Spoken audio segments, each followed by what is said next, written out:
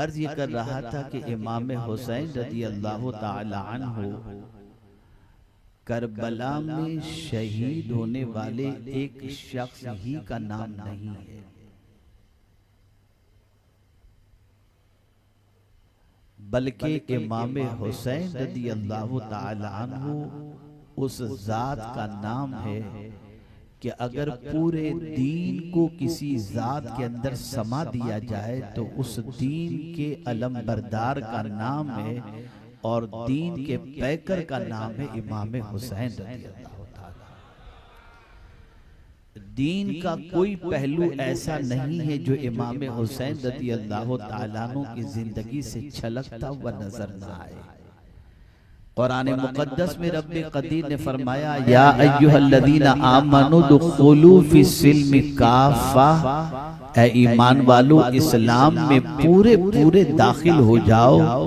इमाम हुसैन की जात वो जात थी कि अगर मुकम्मल इस्लाम किसी की जिंदगी में देखना हो तो वो इमाम हुसैन की जात थी। अब आइए मैं सिर्फ आज एक पहलू की तरफ आपकी तवज्जो को मबजूल कराऊंगा, ज्यादा वक्त भी नहीं लूंगा, मुख्तसर से वक्त में मैं समझा दूं ताकि आप और हम किरदार हुसैन के आईने के अंदर अपनी जिंदगी को समझ सकें और उनकी जिंदगी से कुछ रास्ता और कुछ तरीका हासिल कर सकें। सबसे पहले तो इंसान को ये चाहिए कि अपने वजूद के बारे में गौर करे कि हम पैदा हुए तो क्या हमारी पोजीशन थी और हम किस हाल में पैदा हुए। इसलिए कि दुनिया के हर इंसान की पोजीशन यह है कि वो आराम चाहता है, तकलीफ गवारा नहीं करता। दुनिया का हर इंसान मशक्कत से बचना चाहता है, परेशानी से बचना चाहता है। कत ही का सिलसिला है, तकलीफ ही कत ही का सिलसिला है, तकलीफ ही का सिलसिला है, परेशानी ही का सिलसिला है। आप जरा देखें, एक बच्चा माँ के पेट में करार पा जाता है तो उसके लिए लफ्ज भी कुरान शरीफ के अंदर जो आया वो हमल आया। हमल करार पा गया। हमल के मानी होता है बोझ उठाने वाला। आप अंदाजा लगाएं मेरे प्यारे आका सल्लल्लाहु अलैहि वसल्लम के प्यारे दीवानों, एक औरत जब माँ बनने के लिए तैयार होती है और बच्चे को जन्म देने के लिए तैयार होती है, तभी से वो बोझ उठाने वाली बन जाती है, तकलीफ उठाने वाली बन जाती है, परेशानी उठाने वाली बन जाती है। अब वो औरत जिसके शिकम के अंदर बच्चा परवरिश पा रहा है वो कितना ख्याल रखती है मेरा हमल जाय न हो जाए, मेरे शिकम में परवरिश पाने वाले बच्चे को कोई तकलीफ न हो, मैं ऐसी कोई ग़िज़ा न खाऊं जिसकी वजह से मेरे पेट में परवरिश पाने वाला बच्चा किसी तकलीफ का शिकार हो जाए। आप अंदाजा लगाएं, उस औरत को फिर वजन उठाने नहीं दिया जाता, उस औरत को तकलीफ उठाने नहीं दी जाती। और फिर कुछ दिनों के बाद जब 7वें महीने में वो औरत पहुंच जाती है तो फिर आराम दिया जाता है। इसलिए कि ऑलरेडी वो इतनी तकलीफ के अंदर है कि अपने एक जान को अपनी जिंदगी के अंदर और एक वजन को अपनी जिंदगी में उठाए उठाए चल रही है। आप अंदाजा लगाएं, यहीं से ये बात समझ में आई कि इंसान की इब्तिदा मुश्किल से है, इंसान की इब्तिदा तकलीफ से है। वो अपनी माँ के शिकम के अंदर इस तरीके से रहता है कि इतनी छोटी सी जगह और उसके अंदर वो बच्चा परवरिश पा रहा है। आप अंदाजा तो लगाएं, कुदरत के निजाम को देखें और जरा फिक्र इमाम हुसैन को भी समझें और कुरान की रोशनी में तादारे करबला के अमल को समझने की भी कोशिश करें। इमाम की नजर कुरान पर थी, इमाम की नजर अल्लाह के फरमान पर थी। इमाम जानते थे कि ये दुनिया मुसीबतों का घर है, ये दुनिया तकलीफ का घर है, यहाँ मुसीबतें आएंगी और हमारी इब्तिदाई तकलीफ से हो रही है। आप अंदाजा लगाएं, एक बच्चा शिकम में मादर से जमीन पर आने के लिए, दुनिया में आने के लिए कितनी तकलीफों से उसकी माँ गुजरती है, कितनी परेशानियों से उसकी माँ गुजरती है, कितनी मुसीबतों से उसकी माँ गुजरती है। कभी ऐसा होता है बच्चा तो जन्म ले लेता है, लेकिन तकलीफ की बुनियाद पर माँ दुनिया से रुखसत कर जाती है। ऐसी माँ जिसकी ज़च्चगी के वक्त, बच्चे की विलादत के वक्त मौत हो जाए, रसूल आज़म ने उस औरत को भी शहादत का मर्तबा अता फरमाया है।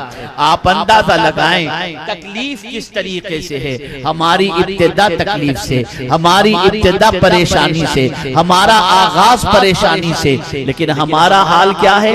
हम इस दुनिया के अंदर आने के बाद परेशानी से घबराते हैं, मुसीबतों से घबराते हैं, तकालीफ से घबराते हैं। अगर बुरा न माने मेरी बहनें तो मैं अर्ज करता हुआ चलूं, बहुत सारी खवातीन तकलीफ से घबरा कर, इल्ला माशाअल्लाह, मैं सब औरतों की बात नहीं करता, कोई आबरू बेचती नजर आती है, कोई डांस के अंदर जाती नजर आती है, कोई न जाने क्या क्या करती नजर आती है। ये तकलीफ ही तो है जो उसे मायूस कर देती है और वो गलत दरवाजे पर दस्तक देती नजर आती हैं। ये तकलीफ ही तो है कि बहुत सारे मर्द ब्याज के कारोबार में गिरफ्तार हो जाते हैं, हराम कारोबार में गिरफ्तार हो जाते हैं, ड्रग्स और शराब के कारोबार में गिरफ्तार हो जाते हैं, जुए के कारोबार में गिरफ्तार हो जाते हैं। वो समझते हैं इस दुनिया के अंदर हमें राहत चाहिए, आराम चाहिए, इत्मीनान चाहिए, तकलीफ हम बर्दाश्त नहीं कर सकते। लेकिन कुरान कहता है हमने इंसान को मशक्कत ही में रहता हुआ पैदा किया। ये पैदा होने वाला इंसान मशक्कत ही के साथ पैदा होता है। और ये दुनिया राहत की जिंदगी नहीं है, ये राहत की जगह नहीं है, यहाँ तो तकलीफ ही तकलीफ है। लेकिन एक इंसान के लिए कभी राहत भी आती है, कभी तकलीफ भी आती है। मुसलमानों की सोच तकलीफ में क्या होनी चाहिए और मुसलमानों की सोच राहत में क्या होनी चाहिए, इसे समझें। अब आइए थोड़ी सी तवज्जो इमाम हुसैन की तरफ ले चलूं। अल्लाह अकबर, कौन इमाम हुसैन जो इस पर्चे गीती पर तशरीफ लाए तो नाम मदीने के ताजदार ने रखा, लुआब दहन मदीने के ताजदार ने दिया, तहनीक मदीने के ताजदार ने। और हद तो ये है कि कानों में आजान करने वाला भी कोई और नहीं था, नबियों के सरदार ने कान में अजान कही। आप अंदाजा लगाएं वो हुसैन जिसके लिए सजदा तबील किया जा रहा है, वो हुसैन जिसको नाजों से पाला जा रहा है, वो हुसैन जिसके लिए मिंबर छोड़ करके नीचे उतर कर गोद में उठाया जा रहा है, इतने नाजों से पाला गया इमाम हुसैन को, इतने आराम के साथ पाला गया इमाम हुसैन को। बड़ी राहत में जिंदगी गुजारी, बड़े इत्मीनान से जिंदगी गुजारी, बड़े सुकून से जिंदगी गुजारी। लेकिन साथ ही साथ बचपन ही से इमाम हुसैन के कानों में ये बात पहुंचा दी गई थी, और वो बात ये थी कि करबला में तुम शहीद किए जाओगे। अल्लाह अकबर, जगह भी बता दी गई थी और शहादत भी बता दी गई थी। आप अंदाजा लगाएं शहादत कोई मामूली चीज है क्या? आप जरा सोचे, एक छुरी सब्जी काटते हुए छुरी से उंगली कट जाए तो चीख निकल जाती है। शहादत तो ऐसा है, हाथ काटा जाता है, पैर काटा जाता है, तलवारों के वार होते हैं, तीरों की बौछार होती है, तब इंसान का वजूद इन जख्मों से छलनी होकर दारे फानी से दारे बका की तरफ कुछ कर जाता है। अब मैं आपको बताऊं, तवज्जो चाहूंगा, एक सवाल पूरी दुनिया के इंसानों के दिमाग में गर्दिश कर रहा है, मुसलमान परेशान क्यों? दीन सच्चा, हम सच्चे, रब सच्चा, कुरान सच्चा, रसूल सच्चे, हम मानने वाले भी उसी के हैं जो सबसे सच्चे हैं, फिर हम परेशान क्यों, हम तकलीफ में क्यों? अब मैं एक सवाल पूछता हूँ, क्या ये ख्याल इमाम हुसैन को करबला में नहीं आया होगा कि मैं ही तो इस वक्त दुनिया में नबी का नवासा रह गया हूँ, रुए जमीन पर मेरे अलावा कोई नबी का नवासा नहीं, फिर मेरे लिए पानी बंद कर दिया गया, मुझे घेर लिया गया, मुझे जो है परेशानी के अंदर गिरफ्तार किया गया, मेरे खून के ये प्यासे हो गए। क्या मैं सच्चा नहीं हूँ? क्या मेरे नाना सच्चे नहीं हैं? क्या मेरा दीन सच्चा नहीं है? लेकिन खुदा की कसम, तारीख की किताब उलट करके देखो, कहीं इमाम हुसैन की जबान पर यह जुमला नहीं मिलेगा उन मुसीबतों के अंदर कि क्या मैं सच्चा नहीं हूँ, क्या मेरा दीन सच्चा नहीं है, क्या मेरा खुदा सच्चा नहीं है, क्या मैं सच्चा नहीं हूँ। इमाम हुसैन के जहन में ये ख्याल नहीं आया था। मैं हैरान हूं या अल्लाह, ये ताजदारे करबला के जहन के अंदर ये ख्याल क्यों नहीं आया, जबकि आज अगर कोई 5 वक्त की नमाज पढ़ ले और मुसीबत आ जाए तो कहता हुआ नजर आता, जब से नमाज पढ़ता हूँ तकलीफें बढ़ गई, जब से दाढ़ी रखा हूँ तकलीफें बढ़ गई, जब से सीधे रास्ते पे चलना शुरू किया हूँ तकलीफें बढ़ गई, जब से अच्छा बन गया हूँ तकलीफें बढ़ गई। अरे नादान, तू क्या कह रहा है? तुझे जरा भी होश है कि नहीं? अब करबला के ताजदार की जिंदगी से इस पहलू को समझो। क्यों इमाम हुसैन ने नहीं कहा मैं नबी का नवासा हूँ, 25 हज मैंने पैदल किए हैं, मेरे नाना ने मुझे अपनी पीठ पर सवार किया है, मेरे नाना मुझे कभी गिरने नहीं देते थे, मेरे नाना ने इस तरह से मुझे पाला है। और यही नहीं बल्कि नौजवाना ने जन्नत का सरदार मुझे मेरे नाना ने कहा, फिर ये मुसीबत मुझ पर क्यों, ये तकलीफ मुझ पर क्यों? कोई तारीख दां या कोई मुअर्रिख मुझे कोई ऐसा जुमला इमाम हुसैन का निकाल करके बताए। फिर थोड़ा सा दूसरे पहलू की तरफ आता हूँ, आइए इसको भी समझिए। आज तकलीफ आई, हाथ से इस्लाम छूटता नजर आता है। बहुत सारी बच्चियां सिर्फ मोहब्बत के अंदर इस्लाम छोड़ती नजर आती हैं। और इसी के साथ साथ आप देखें बहुत सारे लोग तकलीफ में गांजा और शराब का कारोबार शुरू कर देते हैं। तकलीफ के अंदर इंसान न जाने किस तरह से बहकता नजर आता है। मैं एक सवाल पूछना चाहता हूँ, लाओ दुनिया में कोई ऐसी तकलीफ का गिरफ्तार जैसे इमाम हुसैन के लिए पानी बंद कर दिएगा, बच्चे शहीद कर दिए गए, इतनी तकलीफों के बावजूद कोई एक बात मुझे ऐसी साबित कर दे कि इमाम हुसैन का पैर दीन से थोड़ा सा भी हटा हो। नहीं नहीं, सब कुछ तकलीफें बर्दाश्त हैं, लेकिन दीन का दामन हाथों से छूटने न पाए।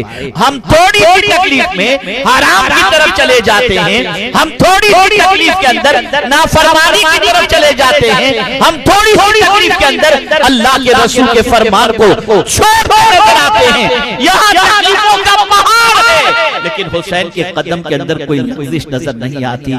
या अल्लाह, ये इमाम हुसैन की मर्तबा और ये इस्तिकामत नसीब कैसे हुई, बस इसी को मैं थोड़ी देर समझाऊंगा। कुछ तबीयत के अंदर थोड़ी सी थकावट और नकाहत है, मैं तफसील के साथ नहीं लेकिन मुख्तसर में आज आपको एक फिक्र देना चाहूंगा। ये दुनिया तकलीफ के लिए है और ये बात जहन में रखें, हमारा स्टार्ट ही तकलीफ से हुआ है। हमारी इब्तिदा तकलीफ से, हम शिकम में मादर में गए तो माँ को तकलीफ, माँ हमारा बोझ उठा रही है। दुनिया में आए तो माँ को तकलीफ, दुनिया में आए तो तकलीफ, हर चीज के अंदर तकलीफ। ये दुनिया मशक्कतों की जगह है, राहत की जगह नहीं। अगर राहत की जगह है तो बस एक ही है और वो है जन्नत, जहाँ कोई टेंशन और तकलीफ है ही नहीं, कोई तकलीफ। जिस दुनिया में हम राहत तलाश कर रहे हैं ये तकलीफों की जगह है, राहत की जगह तो जन्नत है। अब आइए मैं सोच बताऊं, तकलीफ में इंसान खुदा से मायूस हो जाता है। तवज्जो चाहूंगा, इसी को मैं आज थोड़ा समझाना चाहता हूं। वलइन अज़क़नल इंसान मिन्ना रहमतन सुम्मा नज़अनाहु मिन्हु इन्नहु लयऊसुन कफूर। ये कुरान कह रहा है। अगर हम इंसान को रहमत का कुछ मजा चखा दें, तवज्जो चाहूंगा, अल्लाह फरमाता है हम इंसान को रहमत का, नेमत का कुछ मजा चखा दें। हम कुछ नहीं थे, आप जहां पर इस वक्त रह रहे हैं, आपका इलाका आप बेहतर जानते हैं, अल्लाह ने नवाज दिया और नवाजने के बाद आप इस इलाके से निकले और बांद्रा बैंड स्टैंड पर रहने के लिए चले गए। तो अल्लाह ने रहमत का मजा चखा दिया आपको, कुछ नहीं था उठाकर कहीं पहुंचा दिया, पहले से बेहतर जगह पर। फिर क्या हुआ? फिर क्या हुआ? सुम्मा नज़अनाहु मिन्हु, फिर वही रहमत अल्लाह ने उनसे छीन ली। तवज्जो चाहूंगा, अल्लाह ने दी थी नेमत, दी थी रहमत, फिर उसने छीन लिया। तो क्या हुआ? इन्नहु लयऊसुन कफूर, तो बेशक वो मायूस भी हो गया और नाशुक्रा भी हो गया। ये सिचुएशन इंसान की होती है। आप जवाब दें, मैं समझू मेरी बात आप समझ रहे हैं, है ना? होती है ना। एक इंसान जो राहत की जिंदगी में आ चुका हो, बंगलों में रहने का आदी हो, बल्कि मैं ताजा तरीन वाकया आपको बताऊं, एक बच्ची जो दुबई में रहने वाली थी, बड़े बाप की बेटी थी, मुंबई के अंदर एक बड़े बाप के बेटे के साथ उसकी शादी हुई, अरेंज मैरिज हुआ, करोड़ों का उसमें खर्च हुआ, लेकिन यहाँ जो बड़े बाप का बेटा रहता था उसका मकान उतना बड़ा नहीं था जितना दुबई के अंदर उस बच्ची के लिए मकान था। बच्ची चंद दिन रहने के बाद कहती है, मैं ऐसे छोटे से घर में नहीं रह सकती। ये छोटा सा नहीं था, कई हजार स्क्वायर फीट का घर था, लेकिन बच्ची कहती है मैं तो बड़े बंगलों में रहने की आदी हूँ, मैं ये छोटे घर में नहीं रह सकती, मुझे खुला दे दो। और खुला लेकर के वो चली गई। इंसान की फितरत है, जब उसकी आदत आसाइश से रहने की हो जाए, जब आराम से रहने की हो जाए, जब नेमतों में पलने की हो जाए, जब राहत में पलने की हो जाए, फिर वो इंसान तकलीफ की तरफ जब पलटाया जाता है तो उसकी कैफियत वो तकलीफ बर्दाश्त करने की नहीं होती और न वो बर्दाश्त करने की कैपेसिटी रखता है, और वहीं से उसके कदम डगमगाने शुरू हो जाते हैं। बताइए ये बात सही है या गलत है ना? इसीलिए तकलीफ से राहत की तरफ तो आना आसान है, लेकिन राहत से तकलीफ की तरफ बहुत मुश्किल है। इसीलिए दुनिया कहती है अल्लाह जो नेमत तूने दी है ना, अब छीनना नहीं। दुआ की जाती है।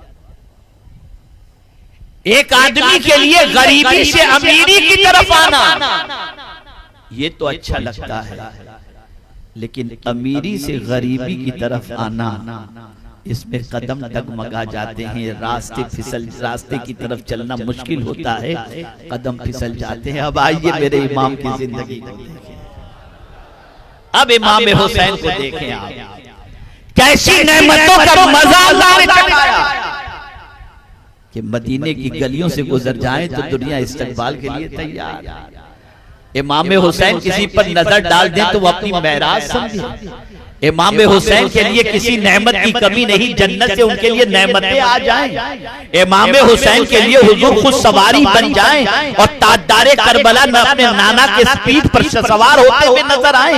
हुजूर उनके लिए सजदा तवील कर दें, सहाबा उनसे मोहब्बत करें, सिद्दीक अकबर उनसे मोहब्बत करें, हजरत अबू हुरैरा उनसे मोहब्बत करें, मौलाए कायनात उनसे मोहब्बत करें, और इसी के साथ फारूक आजम उनसे मोहब्बत करें, हजरत उस्मान गनी उनसे मोहब्बत करें, सारे सहाबा इमाम हुसैन से मोहब्बत करें। इतने नाजों में पले हुए इमाम हुसैन के हजरत अमीर मुआविया रज़ी अल्लाह ताला अन्हु अशरफियों की थैलियों की थैलियां भरी हुई इमाम हुसैन की बारगाह में तोहफे के अंदर भेजें। अब मैं आपसे पूछता हूं, उस नाजों में पले हुए इमाम हुसैन जब करबला में तकलीफ के अंदर गिरफ्तार हुए होंगे, क्या सिचुएशन रही? समझो क्या पैगाम है करबला का,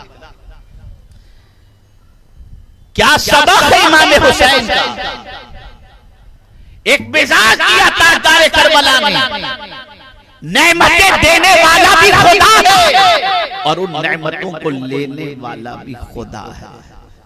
दोनों चीजें खुदा की तरफ से। लेकिन मुझे तारीख के अंदर कोई एक जुमला ऐसा बता दे कोई शख्स कि इमाम हुसैन अपने रब से मायूस हुए